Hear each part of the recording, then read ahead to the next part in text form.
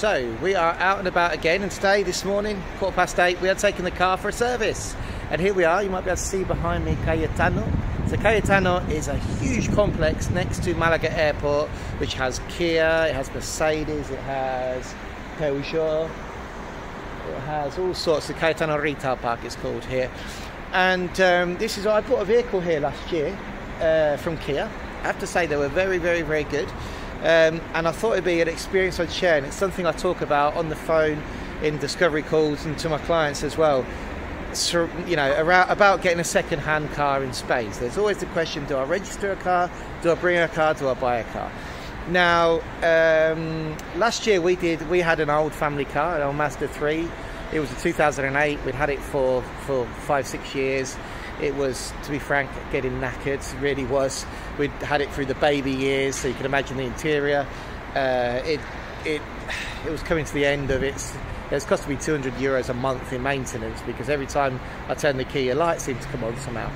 And I said, right, okay, now's the time. We'd saved up a bit of cash to get a new car, so let's go get a car. So we did our research, and we were looking at different, you know, second-hand options, new options, and we were looking at different garages.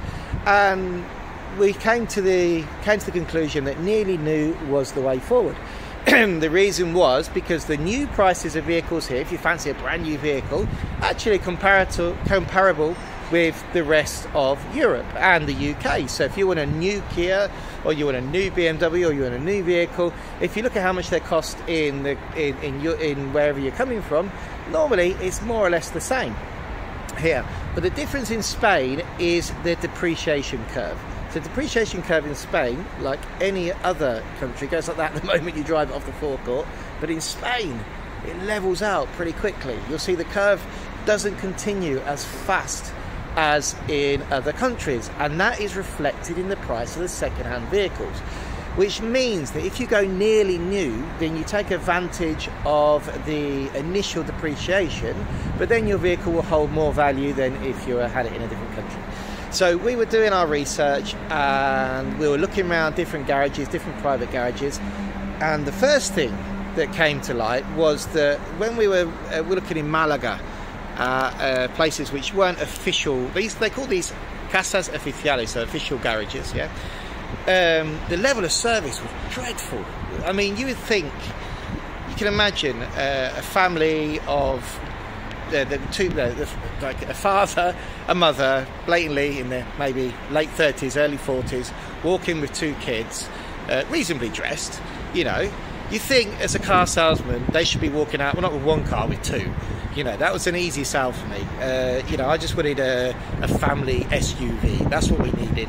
We had a budget. You know, we could sit down and talk to them about it.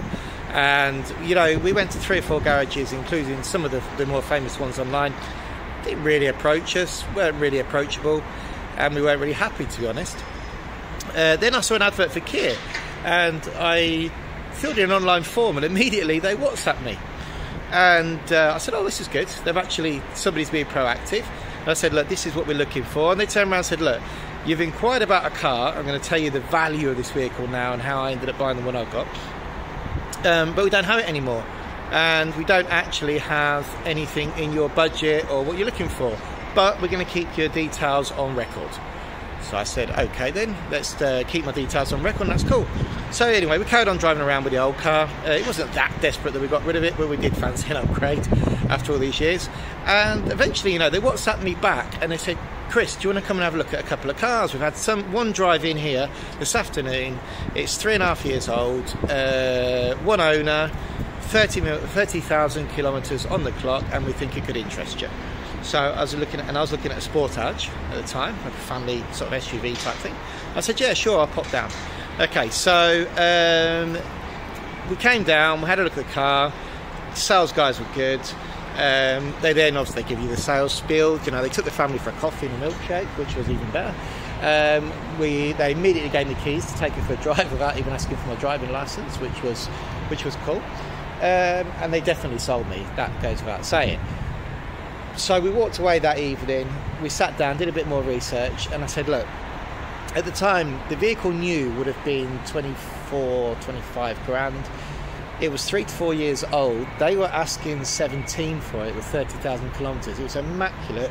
One owner, all the stamps in the book. Well, there was one stamp from the initial 30,000 kilometre review, and another one from when it was taken into the garage. Okay, still a couple of years inspection on it, so we didn't have to do an ITV, an MOT on it for a while. And then when we were looking at other vehicles, so if you wanted to go older, in a cheaper Kia, for example, an 8 to 10 year old Kia with over 100,000 on the clock was up at 12 or 13k. So it's like, well, that's crazy. Why would you spend 12 or 13 grand on a vehicle when for 17 you can get a nearly new that was 7 grand more expensive 3 years ago? I hope that makes sense.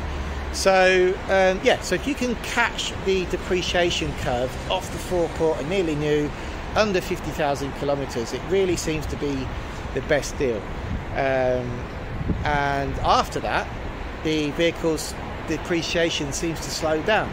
So even if we have this car for another 3-4 years, gets to 8 to 10 years old, and we stick 120,000 kilometres on it, in today's market, they're still fetching between 10 and 12 grand, and we actually paid less than 17 for this. And I'm going to tell you why. So initially we spoke about a cash deal, but the guy said to me, look, if you take finance for 2 years, we're going to give you 1,200 euros off.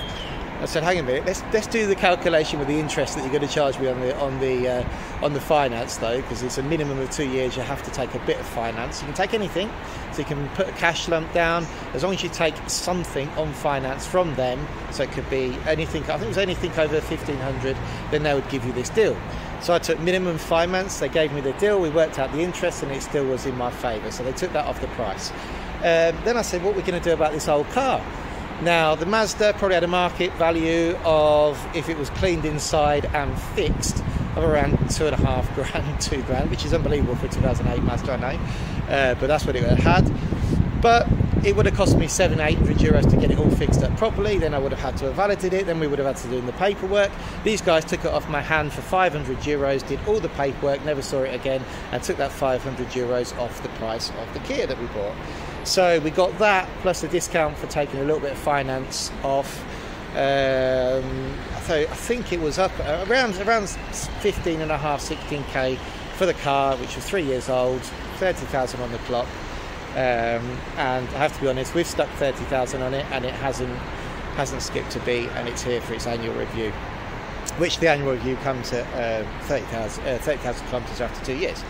So yeah, what we know is that if we look after it and we keep it for another, say, 60,000 kilometres, you know, another 3 or 4 years, we're still going to get some sort of decent return on it if we want to upgrade.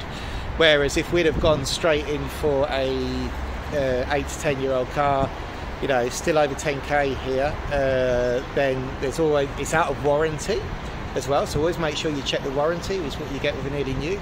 So Kia offers 7 years, I believe now other makes of cars do as well. So yeah, there you go. Nearly new market. It's worth looking at if you're going to buy a car. It depends what your budget is. If your budget's 3 or 4 grand, where you're just going to suck it and see what you can get for it. If your budget is, say, 10 to 12 grand, you might find that adding a few euros to that budget and you'll get a nearly new is going to be a lot more beneficial for you, and get your car, which is going to last a lot longer with a lot less mileage on it. Remember, the depreciation curve in Spain starts really high, goes down like that, but it levels out at that round, between 2 to 4 years it seems to level out. That's the general way the market goes in. Anyway, I hope that's helped, and I'm going to go and get my lift back to the office.